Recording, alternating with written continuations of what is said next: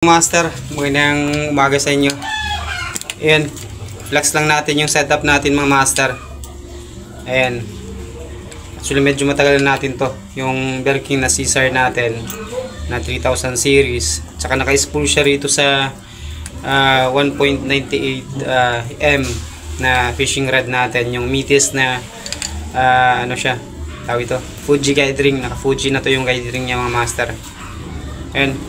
Gusto kong i-flex mga master yung ano natin, yung sabiki natin na merong kasamang Polaris. At saka nilagyan ko siya ng ano mga master, sinker. Ayan,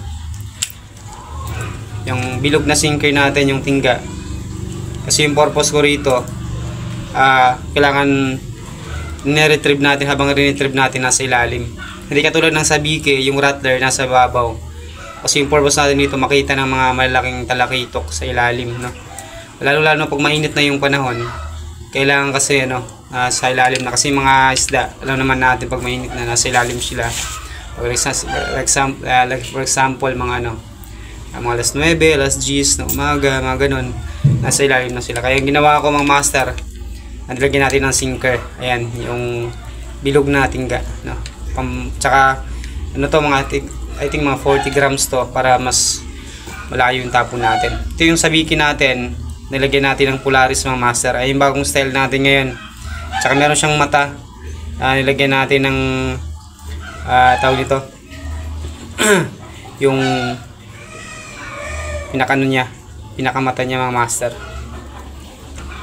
Yung ginamit natin rito, yung black na to, ayan, parang mata niya.